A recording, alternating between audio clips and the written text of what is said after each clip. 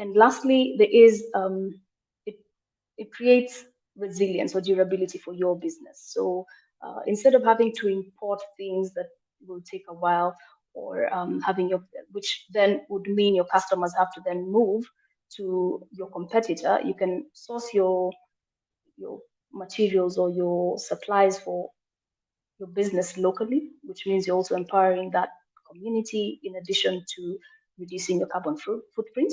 Um, this will then, I mean, it's not just about the people. Again, we go back to the ecological footprint that, or the impact that is happening on the land or air and other living creatures. Because in as much as we are focusing on people, we're not the only living creatures that are living on this earth.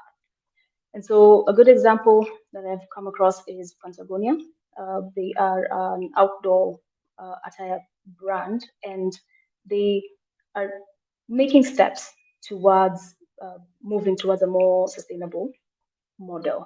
We're including how they do their business, who they're hiring in terms of, is it a safe working environment? Is it fair? Are they getting remunerated at a rate that is not oppressive? What are the working conditions as they make these products for sale, and the types of materials that are sourced? Trying to keep that in circulation. They also have it's almost like a tailor van that goes from place to place. So if you have any one of their brand, let's say like a running jacket, and it's torn or worn, they can stitch it up for you. So in the end, it doesn't end up in land waste, because one one reason there is waste, or rather we can ask sometimes, why do you throw things away, right? And the why, other than how much is being thrown away, is just as important, which is um, how, or rather it's where service design can come in very handy, because it uses a lot of qualitative research. And you can also reference back to our fast tech spaces by Leanne, who was fantastic in explaining how research is conducted and how we do it specifically here at Marathon. And finding that why can then help transition the business into a more sustainable model without necessarily forcing individuals to buy things that they don't necessarily feel align with who they are. And so we've talked about all that. What do you do? Yes, we've preached at you about sustainability and service design, but what actions what are some of the high level strategies that you can employ to then go in a different direction? So designing for disassembly simply means that it's, say I have a charger, and because of in our case there was a blackout in most parts of the country, and the influx as the electricity was coming back and leaving meant that a number of people's electronics got blown up. And sometimes it's just one single part of that electronic, say like a charger, that's blown. So you don't necessarily need to throw away the entire charger. You can just take it back to the dealer or the manufacturer and have that particular part um, um, reinstalled, the old one taken out and the new one. So it's basically Legos, but for products. You can take out the pieces that don't work and then reassemble them with a different piece that actually works. So that makes it modular, makes it easy to repair, and expands the lifetime of the product that you have, if you do own a product.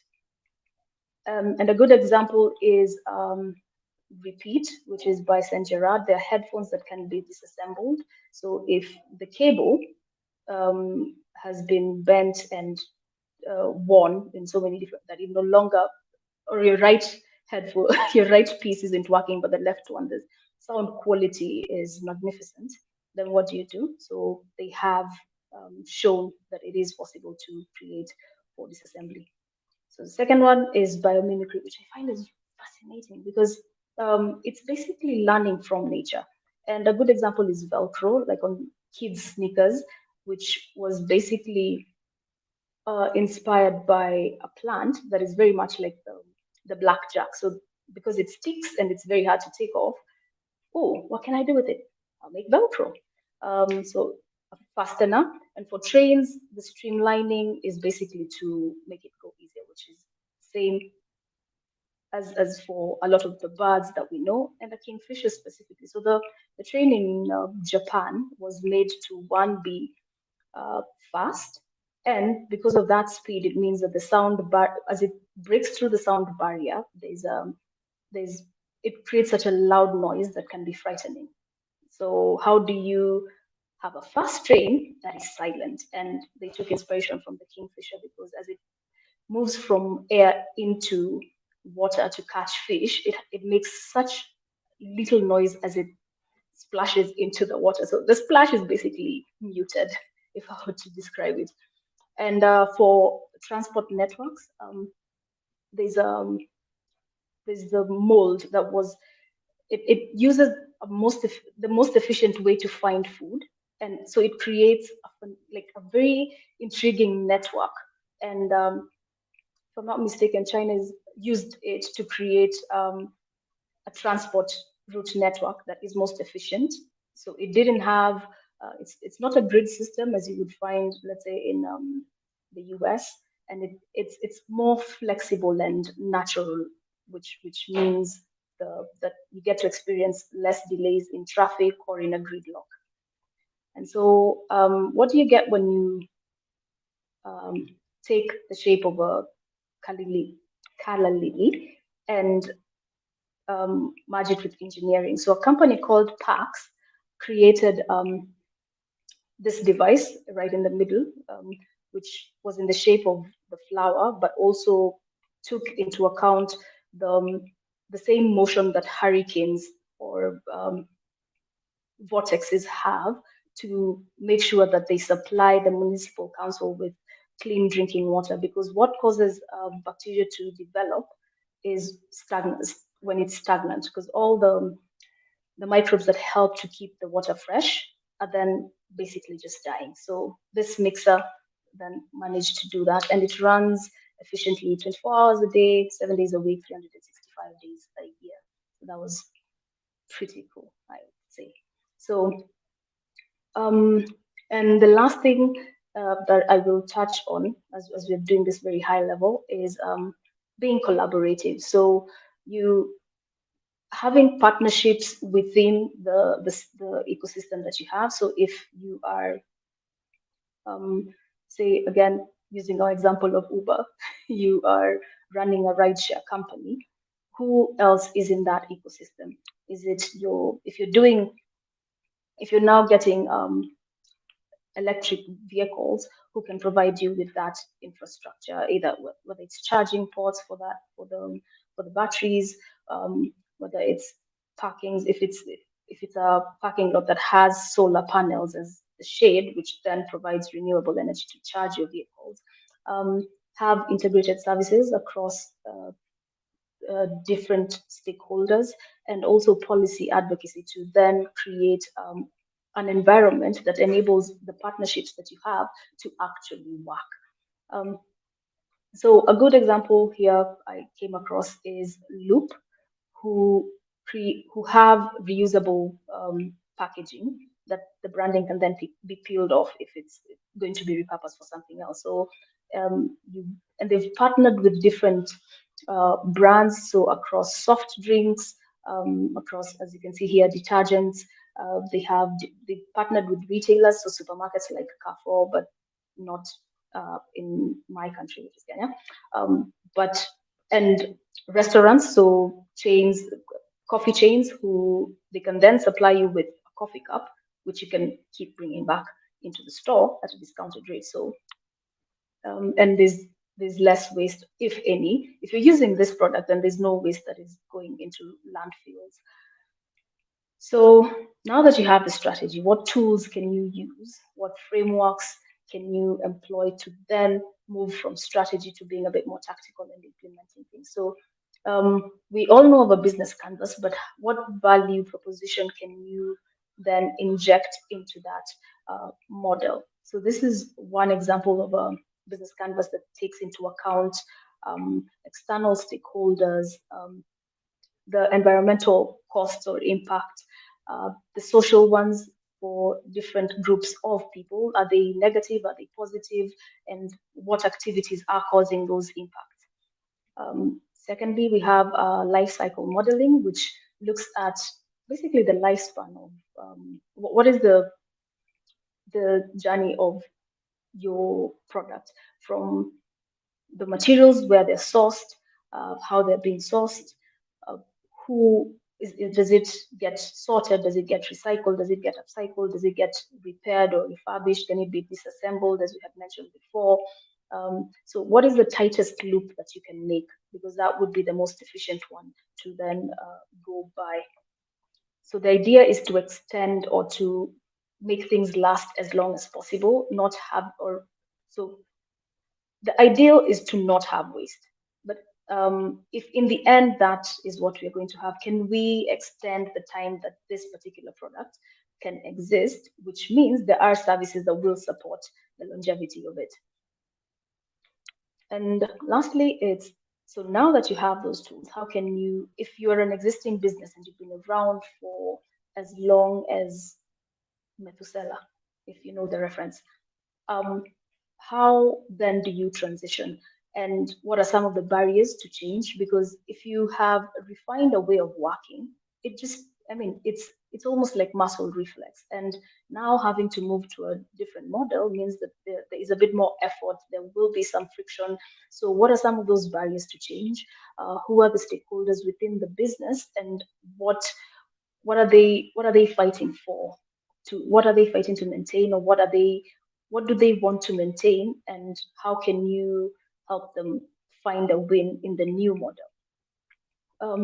How can you then, what are then the steps to move to that to that transition? So it can be worked out, and this is one of the tools that can be used for that. So when designing for sustainability, because as a business, there are users, and for the economy to run, we do have consumerism. And quite honestly, I don't think we can strike out consumption in in our equation. So, and there are people who there's a group of consumers that is eco-conscious, and so that forms part of their values. But the ones that don't, what happens then? So if using public transport is more sustainable, and you are one of the you're a company that is supplying the public transport with the electric vehicles or buses, how then do you convey the message to someone who, for them, time is more essential than actually, than um, using an electric bus to and from work? So then the messaging becomes a little bit different, and it appeals to the how they can save more time, or they can work on the electric bus because you have charging ports that are powered by the solar panel that's on the roof of your bus. So again, service design and the research that backs it up can then help you figure out what your consumer value is and how to communicate that to the the consumer. Secondly, what are the core company strengths, and how do you leverage those to then transition into um, sustainability? And again, research and service design can help you do that. How do you is it the reach that you have? Is it the existing infrastructure? And reach here can be also in terms of the collaborators that you have. Um, and lastly, it's digital solutions. So can you use, let's say, tracking for, I mean, like at the moment, Uber uses, they can show you what is the most efficient route to use, right? So in the same way, how, excuse me, how can you use tech to help you manage um, your business better? So if it is a sensor that goes off when no one is in the room, or turns off your water when some people do forget to close it, or just generally would not want to touch the faucet knob after they've already just washed their hands. Is it one that measures how much, uh, tracks the usage that you have to help you realize where you have energy leaks? So these are some examples of how you can use tech to help you in becoming more sustainable as a business. So as promised, we're going to talk about greenwashing. And we know that there are some companies who um, will willfully tell you that their products, their services are responsible, they're environmentally friendly, they're fair trade, just so that they can sell more. And we have various versions of greenwashing. So how, as a business, how do you actively move away from greenwashing? Because the pressure to um, move into something that feels trendy but actually has impact can be hard if the right infrastructure is not in place. And this can be policy infrastructures, it could be physical, it could be um, internal, how your internal business works. But then succumbing to, I mean, it's the age old issue of if you can't beat them, join them. But you can actually beat them if, again, you merge the principles of sustainability with the practicality that comes with designing better for it. So some of the barriers here again come into the short-term profits as we just talked about, but navigating that change is thinking a bit more long-term and taking smaller steps towards making that transition, because it can feel very daunting. It's a huge task. I mean, and there are times even as speaking as a consumer, I'm feeling how will not tossing, how will not throwing trash save the whales? It feels very distant, and so taking smaller steps towards that larger change becomes a bit more actionable. Secondly, it is acknowledging that it's a complex system. One thing does not operate independent of another, and so um, knowing this, it means we also have tools for complexity in systems, and at least trying to understand different parts of that system and how they interact, how there's a ripple effect if one variable is changed. And so we run it back to, in terms of navigating that complexity, again, the small steps will then add up. In Swahili, we say haba na haba hujaza kibaba. So just the smaller steps, they accumulate. And lastly, it's the traditions of a company, how you've already been running, it's smooth, it works, and if it's not broke, why are we fixing it? So um, looking for inspiration from startup culture, because they they adjust easily, and they're constantly asking how can we do it better, or how can we do it differently in a way that does one two three, so that you know can still help us pay our bills, can make us feel like we're doing something that is meaningful, and at the same time we are enjoying life. And so some of the case studies, as I had earlier mentioned about uh, product service systems, there are different models where you can either um, sell a product that you then sell a service for, like a washing machine, you sell it, and then you offer installation, maintenance, you sell a warranty, or something that is a little bit more service focused.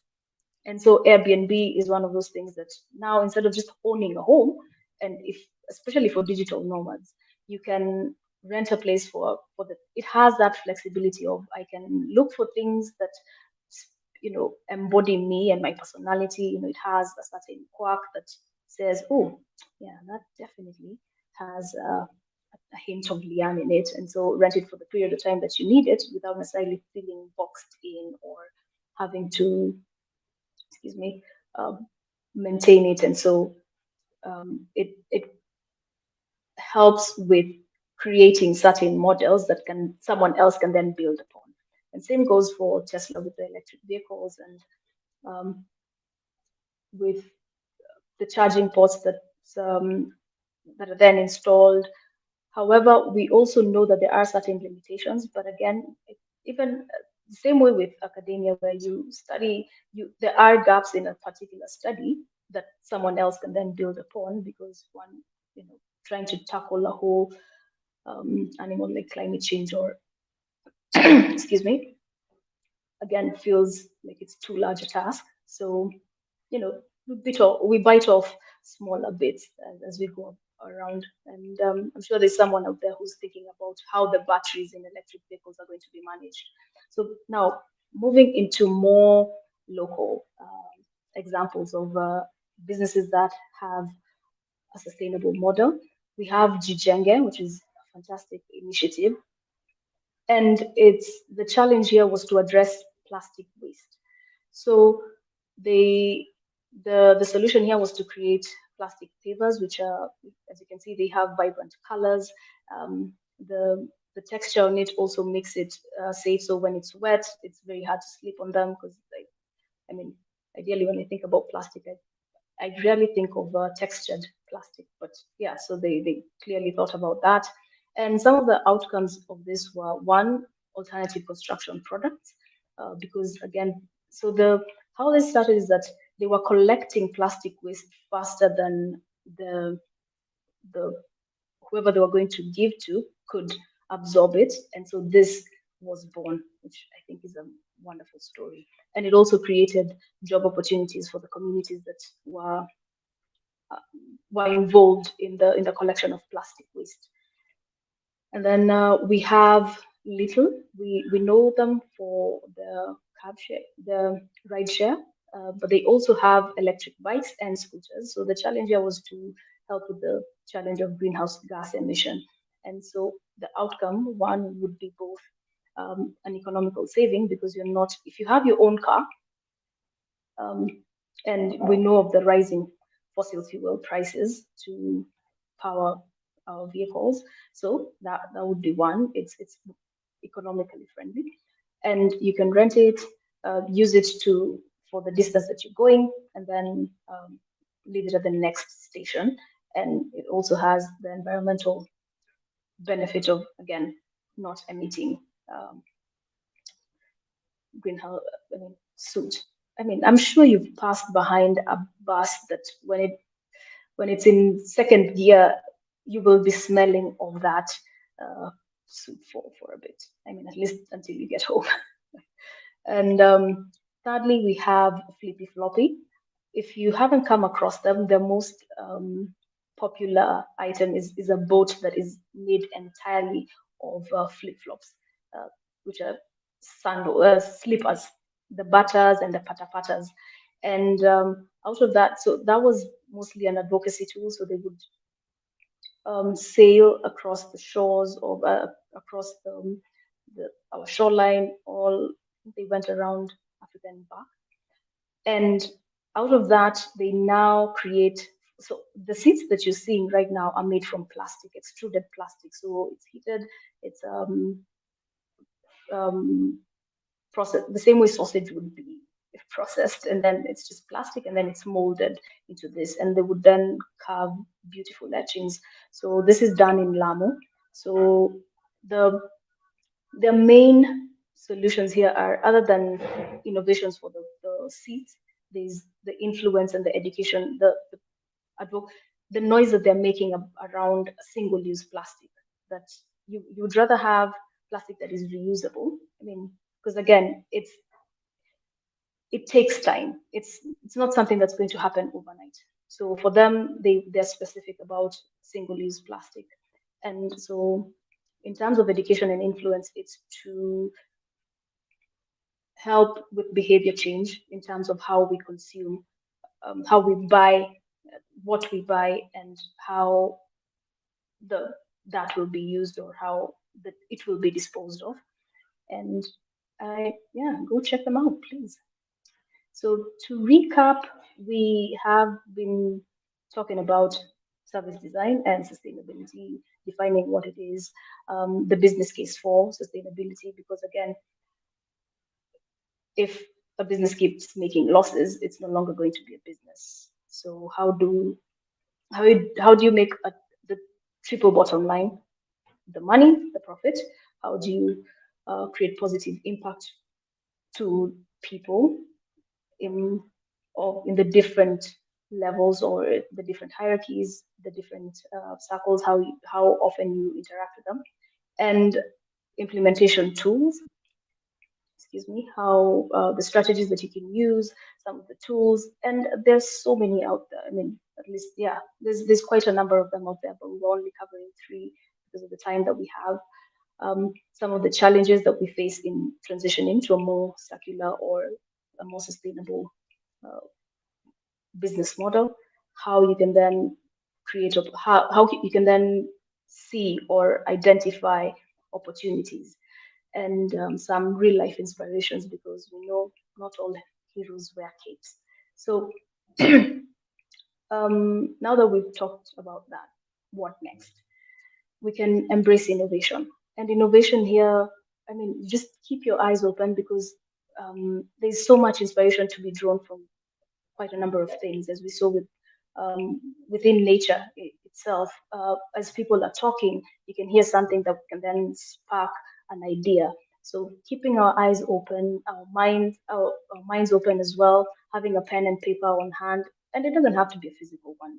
We now always carry our phones with us, so you can just quickly make a note of it, do a sketch, and out of that, go have a conversation with a friend, a colleague, and see what comes out of that. um, Engage, talk to your customers or your users, or the collaborators within your field, peer-to-peer learning in terms of businesses.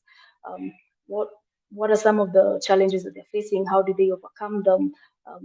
If they are in the sustainability space, what are they doing differently? So talk to people, ask questions, and be genuine as you're doing this.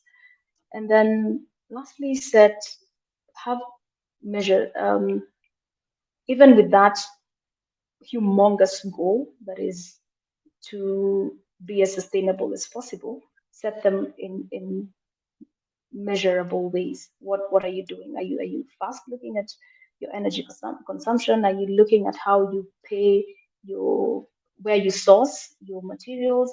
If it's a service, how ethical is the service that you're providing? Are you paying people a fair wage?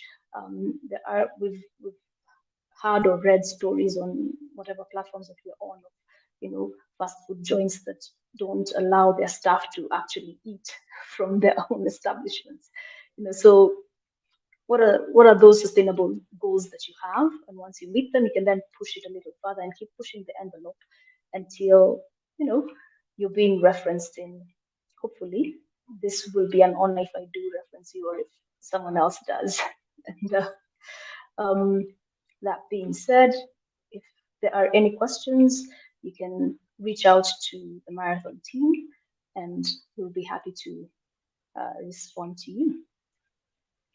Thank you so much, and enjoy the rest of your day, evening, afternoon, and we'll see you next time on X Spaces.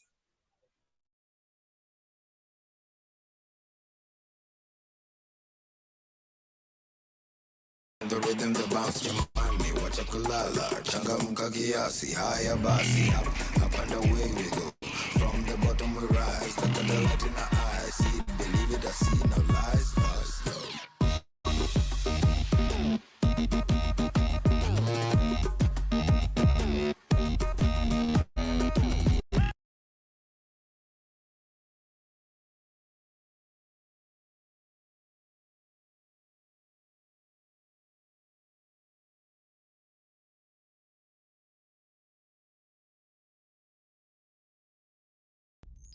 ready or not we run skip with the flow feeling the rhythm the bounce remind me wacha kulala changamka kiasi haya basi up and away we go from the bottom we rise look at the light in our